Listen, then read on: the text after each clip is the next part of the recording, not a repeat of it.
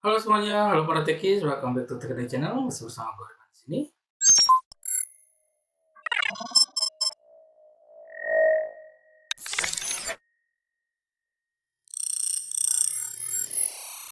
Oke, kita lanjut ngoprek lagi. Kali ini kita akan bahas tentang tipe data float. Dan ya, nggak usah lama-lama, kita langsung masuk aja ke materinya. Ya, dari pertanyaan defaultnya pasti selalu kuat atau apa itu. Dalam hal ini kita mau bahas tipe data float, jadi apa itu tipe data float? Dan tipe data float ini di Python ya mirip-mirip definisinya dengan mungkin di bahasa pemrograman lain ya, yaitu tipe data yang digunakan agar sebuah variabel itu bisa menampung angka-angka yang bersifat fraksional atau pecahan. Nah, ya sebelumnya kita pernah bahas tipe data integer. Kalau integer itu kan bilangan bulat, misalnya 21 atau 30 atau 1, 2 kayak gitu. Nah, kalau floating ini ya teman-teman pasti tahu adalah bilangan pecahan atau bilangan bahasa atau sebutan awamnya mungkin bilangan koma lah gitu ya. Misalnya 3,14 kayak begitu atau 2,5 misalnya kayak begitu. Nah, di Python untuk menampung value-value yang bersifat koma ini, angka-angka atau bilangan-bilangan koma ini menggunakan tipe data float gitu. Penggunaannya sendiri pun sangat bervariasi, tergantung nanti kalian mau membuat aplikasi yang seperti apa dengan Python. Apakah aplikasi yang bersifat untuk keperluan analitik, untuk keperluan kalkulasi, data analisis ya, tadi analitik ya, data analisis dan lain-lain lah gitu. Jadi tipe data float ini ya pastinya sangat fundamental dan bakalan sering banget sih digunakan di kebanyakan production build gitu ya. Kayak kalau dari berdasarkan pengalaman saya sih nggak ada kayaknya ya aplikasi-aplikasi yang production tidak melibatkan sama sekali bilangan float. Walaupun saya juga nggak mau so tahu juga ya, kayak mungkin ada ya di luar sana aplikasi-aplikasi yang advance, yang mature, tapi tidak melibatkan sama sekali bilangan float. Tapi kalau sepengalaman saya sih nggak ada ya. Jadi penggunaannya ini juga sangat fundamental sih. Float ini pasti akan digunakan kalau kalian menjadi seorang programmer Python. Oke?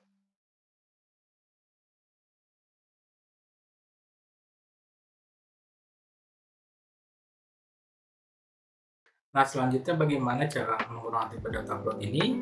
Kita langsung aja buka text editor atau VS Code-nya. Kalau saya di sini pakai VS Code seperti biasa. Teman-teman kalau yang pakai text editor lain ya silahkan ya dibuka text editornya. Dan yang pertama akan kita bahas untuk ngoprek kali ini adalah bagaimana caranya mendefine, sama seperti episode sebelumnya di integer. Float ini bisa didefine dengan dua cara ya. Yang pertama itu dynamic, lalu yang kedua static. Dengan syarat yang sama juga, mungkin kalau teman-teman yang lihat episode sebelumnya untuk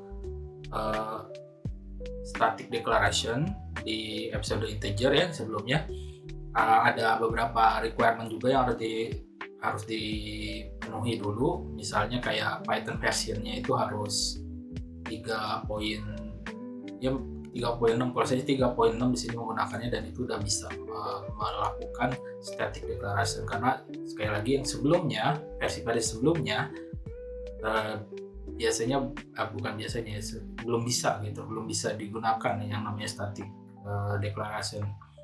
Karena kan defaultnya Python emang dynamic declaration ya. Nah, gimana cara deklarasinya? Sama kayak sebelumnya di integer, kita langsung aja coba. Di sini saya punya X itu 3,14, lalu ada Y sama dengan katakanlah di sini minus 0,5 ya. Kita coba pakai yang minus juga biar contohnya itu bervariasi, nggak cuma bilangan positif. Nah, kalau kita deklarasikan ya hasilnya misalnya di print out kayak gini ya, hasilnya ya X ya 3,14 gitu seperti biasa. Kalian juga bisa menggunakan function type untuk melihat apakah ini benar tipe datanya float gitu ya.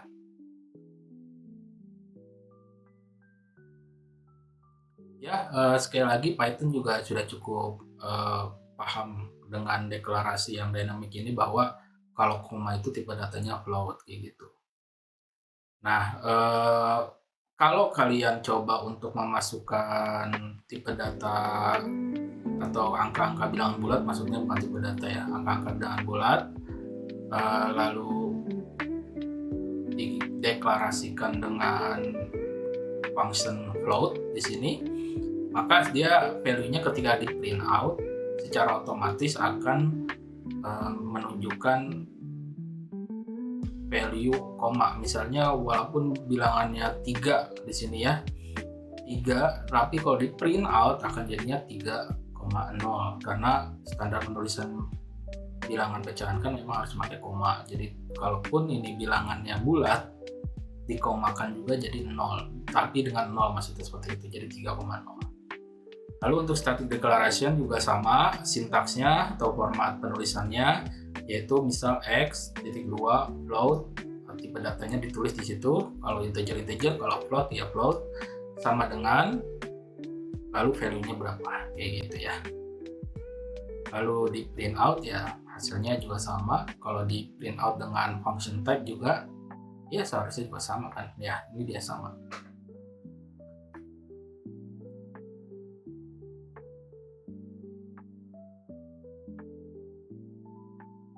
Lalu bagaimana kalau kita mau mendeklarasikan variabel dengan tipe data float, tapi value dari tipe data floatnya ini harus di input oleh user atau didapatkan dari user input. Nah, kurang lebih kayak gini sintaksnya. X sama dengan float, function float ya, jadi ada tanda kurungnya. Lalu di dalam tanda kurung itu masukkan function input, lalu buka kurung lagi, lalu tanda kutip 2, lalu string, masukkan nilai X, misalnya seperti itu ya dalam hal ini, dalam contoh ini. Lalu titik 2, spasi,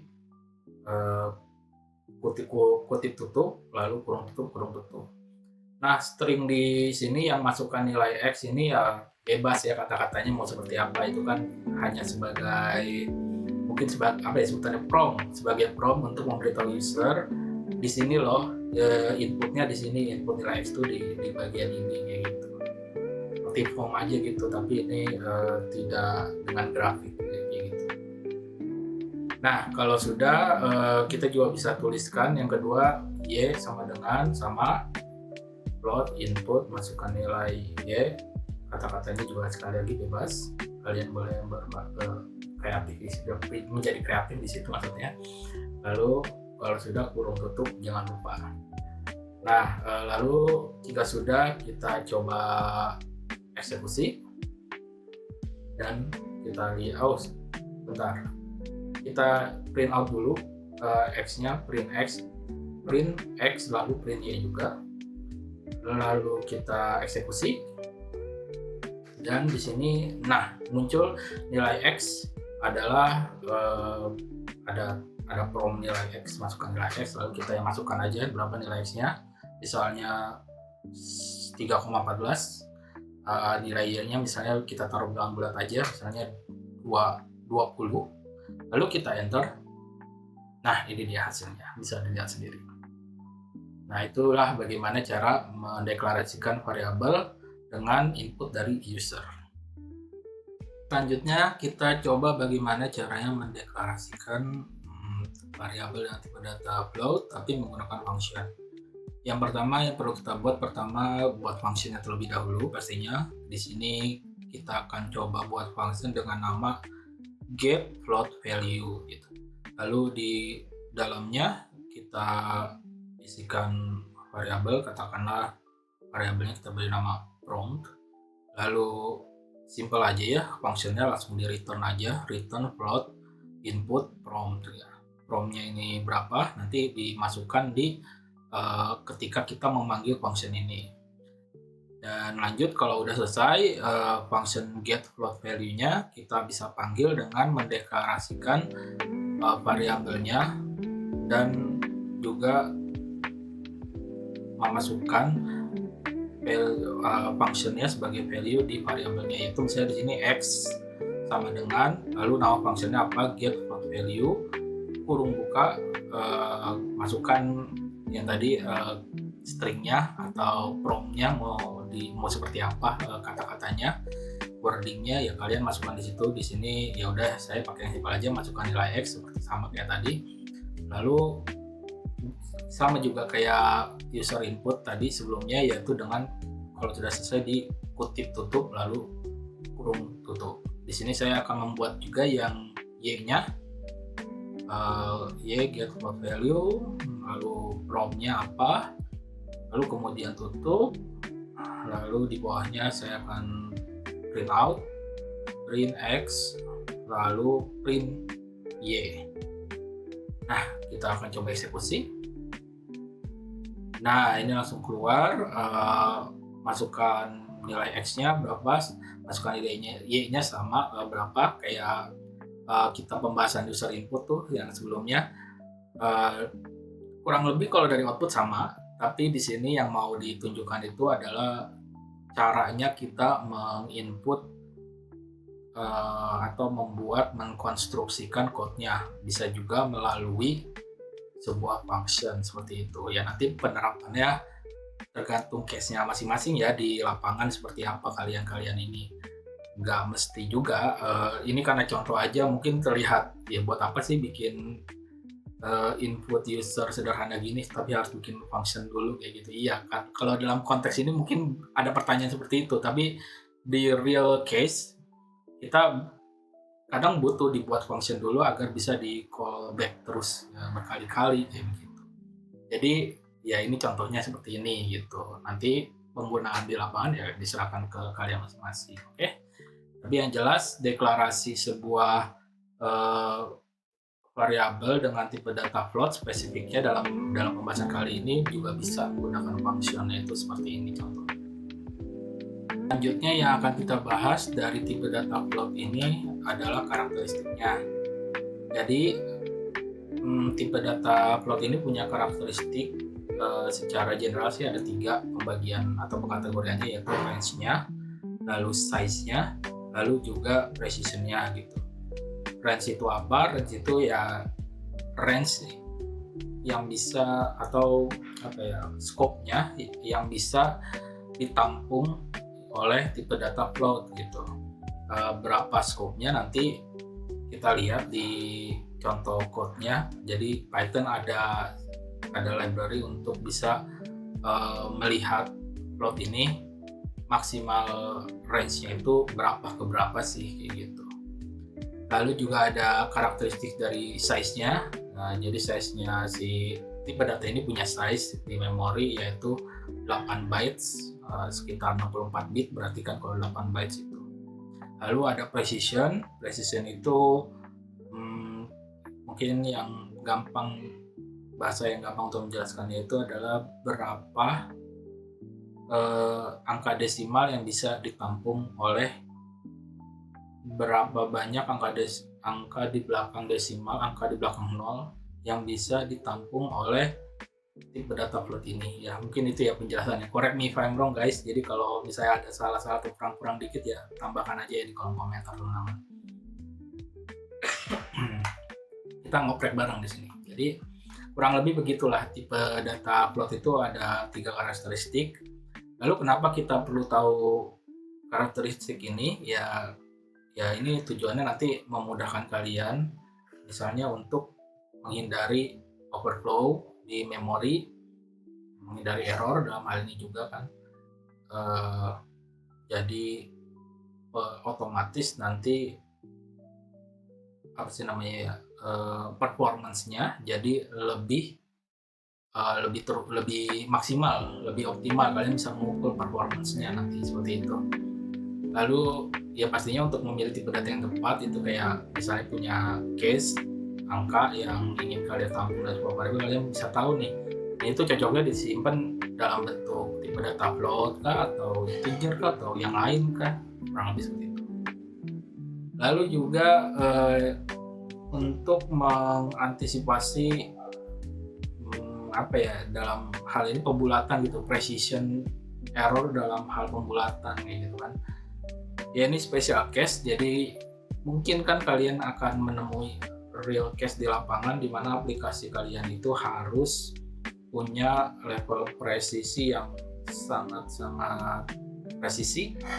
Jadi mengetahui tipe data float ini kayak tadi karakteristiknya, size-nya, range-nya, dan lain-lain itu akan membantu kalian dalam misalnya menentukan ini tipe data yang tepat atau enggak, misalnya untuk mendebugging error yang terjadi dan mendebugging precision error yang terjadi, ya tadi sama ya dengan debugging ya kurang lebih kayak gitulah.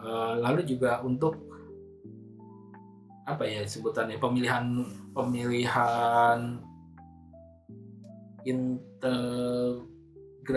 bukan integrasi, jadi interpretabilitas kali ya, kata yang tepat ya, karena kan pasti aplikasi yang kalian buat mau dengan bahasa pemrograman apapun kan akan berinteraksi satu sama lain gitu ya, kadang-kadang atau seringnya dalam production environment seperti itu. Mengetahui tipe data yang tepat untuk menampung misalnya input dari atau data dari sistem yang lain gitu ya. Kalian harus tampung tuh data itu misalnya dari sistem dari mana, dari perusahaan A. Kalian harus tampung tuh sistem yang dikirimkan, data yang dikirimkan itu maksudnya. Nah, kalian harus ngerti karakteristik ini agar bisa menentukan, oh ini data yang dikirim bentuknya cocoknya ini untuk ditaruh di tipe data apa nih, kayak gitu. Jadi ini juga meningkatkan, dengan mengetahui karakteristiknya bisa meningkatkan interpretabilitas dengan sistem lain, atau kompatibilitas kali ya, bahasa yang lebih enak ya, kompatibilitas dengan sistem lain, karena sistem kalian pasti nanti seringkali akan di real environment kan akan berkomunikasi satu sama lain dengan sistem yang mungkin di luar sistem kalian, misalnya bahkan di luar company kalian, tempat kalian bekerja misalnya gitu ya. Jadi ya kalau kalian tahu karakter seperti ini akan membantu nantinya itu. Jadi kalau bisa mengurangi error juga at the end gitu kan. Yang terakhir juga ya bisa membantu dalam memilih algoritma yang tepat. Dengan kalian tahu karakteristik tipe data float ini kan, kalian bisa mungkin memilih algoritmanya kalau kayak gini kurang pas nih, karena tipe data float itu punya karakteristik seperti ini, daripada dibuat seperti ini mending step by stepnya yaitu seperti ini, step by step algoritmanya dibuat kayak gitu deh, gini gitu sorry ya, gini gitu membingungkan ya, tapi ya nanti kalian pasti bisa menemukan sendiri sih yang dimaksud saya itu apa gitu ya. Sementara terima dulu aja deh ya. Dan tapi juga teman-teman kalau mau ngasih tambahan bisa di kolom komentar ya, kita belajar bareng aja deh ya. Kalau misalnya ada yang kurang-kurang dari saya ya tinggal ditambahin aja, kirim kritik, saran segala macam. Tapi ingat baik-baik, selalu baik-baik, karena biar ya ekosistem ngopreknya enak kan kalau komentarnya baik-baik. Ya kurang lebih kayak gitu. Kenapa kita butuh tahu dulu karakteristik tipe data floatnya ini itu seperti apa, untuk menghindari konsekuensi yang terjadi gitu kan ya, terutama sih yang overflow tuh, karena sangat erat kaitannya dengan tipe data yang namanya memory overflow itu. Error memory overflow itu sangat erat kaitannya dengan tipe data. Error yang sering terjadi karena sama tipe data itu kecenderungannya memory overflow. Ya pastinya kalau terjadi memory overflow kan informasinya jadi hilang atau rusak gitu ya, karena yang tadinya presisi jadi tidak presisi gitu, karena mungkin tadinya harus pakai tipe data float tapi kalian pakai tipe data integer, alhasil bilangannya dibulatkan ya, tapi dengan dibulatkan bilangan tersebut level presisi dari hasilnya itu jadi berkurang kan ya. At the end juga performance juga kena impact kalau misalnya memorinya kena overflow kayak gitu. Oke, lanjut. Tadi tuh sekilas tentang teori dari karakteristik dari ya bisa dibilang teorinya dulu ya, karakteristik dari tipe data plot ini. Lalu sekarang kita lanjut aja, gimana sih cara kita melihat tadi range-nya, lalu size-nya, lalu tadi precision-nya di Python. Nah, jadi kita langsung masuk lagi ke text editor atau VS Code. Dalam saya pakai ini VS Code. Oke, di sini ada library namanya import sys. Nama library-nya sys atau mungkin kepanjangan dari sistemnya.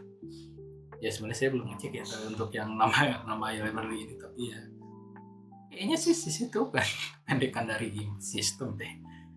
Ya udahlah ya, bukan itu topiknya. Jadi import aja library sys ini atau sys ini. Lalu kita bisa melakukan print out.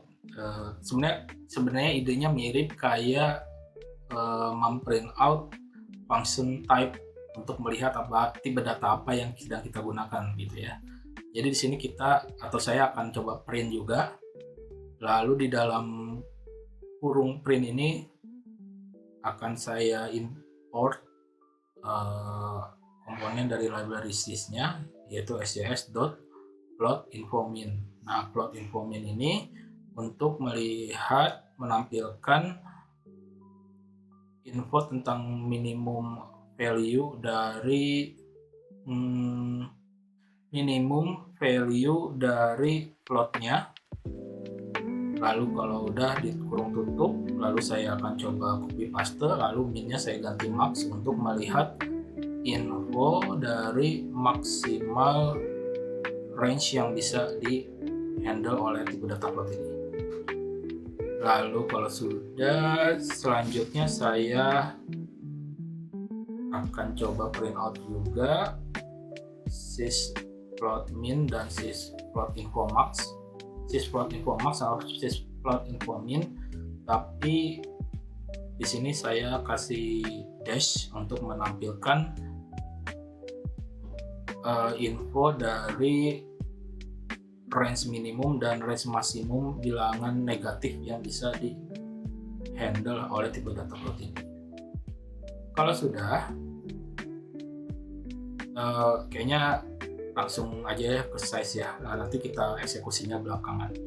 Lalu kalau sudah, kita lanjut ke size. Kalau size itu cara menampilkannya seperti ini, print sys.get size of kurung buka 1 0. Jadi untuk menampilkan satu itu untuk menampilkan yang paling minimum tuh butuh berapa bytes size yang bisa ditampung oleh yang digunakan oleh si tipe data plot ini. Lalu kalau sudah kurung tutup seperti biasa, lalu kita lanjut ke precision. Di precisionnya itu kita akan coba, atau saya akan coba masukin aja angka desimal random sebanyak-banyaknya. Di sini saya coba ya inilah 2 3 4 5 7 9 0 1 2 3 4 5 6. Nah, kalau udah kurung tutup, lalu print lagi sama kayak tadi, cuman di sini saya tambahin satu angka di belakang yaitu 7. Nah, nanti penjelasannya ketika di print out aja ya. Nah, ini kalau udah kita save, lalu kita eksekusi. Nah, ini dia keluar hasilnya. Di sini bisa kita lihat ya hasilnya. Ini adalah range-nya, range minimum, range maksimumnya dari tipe data plot ini yang bisa ditampung oleh tipe data plot ini. Lalu juga ini ada range minimum dan maksimum yang bisa ditampung tipe data plot ini untuk bilangan negatif. Nah, berapanya kalian lihat sendiri aja ya, nggak usah saya sebutin, panjang banget soalnya sebutinnya juga susah. Jadi kalian lihat sendiri aja ini. Lalu di sini ada size-nya di sini yang kan bilangan bilangan yang dipakai itu yang paling minimum yaitu 1 ya, 1.0. Jadi ya di sini outputnya sekian. Lalu untuk precision-nya kalian bisa juga lihat sendiri di sini. Ketika sudah melebihi, ini berapa sih, 16 ya, 16 angka dan 15 di belakang koma, itu angka 7 sudah tidak ditampilkan. Berarti memang tipe data float itu precisionnya cuma sampai nah ini berapa sih, 1, 2,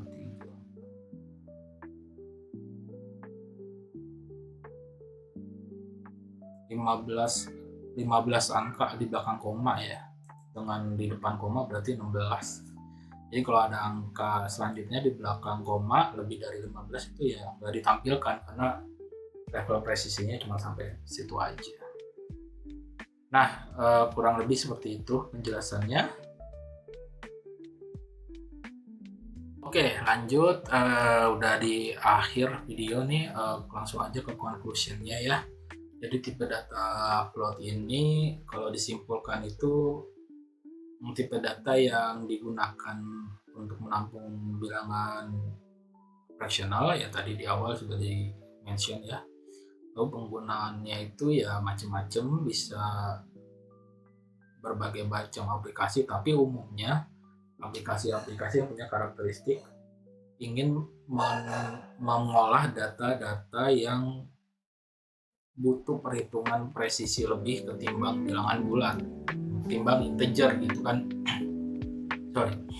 Nah, contoh aplikasi yang seperti apa ya macam-macam. Misalnya aplikasi yang untuk keperluan finansial, banking misalnya, kalau banking application, lalu aplikasi-aplikasi yang berhubungan sama geolocation, geographic information gitu ya, bisa kayak GPS segala macam gitu ya, butuh aplikasi seperti itu, tipe data float pastinya. Lalu untuk data analisis pastinya bakal sering dipakai, machine learning kayak gitu-gitu kan yang sekarang sering jadi produknya, sering dipakai. AI itu kalau kalian mau membuat AI gitu nggak mungkin nggak pakai tipe data ini, pasti ada di program kalian yang menggunakan tipe data ini gitu ya, dan lain-lain lah. Pasti ini karena sifatnya fundamental sama kayak integer ya, pasti akan digunakan sih buat kalian yang ingin menjadi programmer Python. Ini sesuatu yang fundamental harus dipelajari ya gitu ya, kurang lebih seperti itulah ya penjelasan tentang tipe data float ini. Ya buat teman-teman mungkin yang ada kritik saran boleh banget dikasih di kolom komentar ya. Seperti biasa saya ingetin, selalu gunakan cara-cara yang baik, kata-kata yang baik agar ekosistem ngoprek kita bisa terjaga. Dan teman-teman juga yang ngerasa video ini bermanfaat bisa share ke teman-teman kalian yang lain, bisa juga like, dan jangan lupa juga subscribe lalu klik tombol loncengnya. Nah itu, jadi nanti kalau ada video baru kan langsung muncul di dashboard kalian gitu. Oke, terima kasih ya teman-teman ya yang udah menyaksikan video ini. Sampai jumpa di episode Techinet selanjutnya. Bye. Assalamualaikum.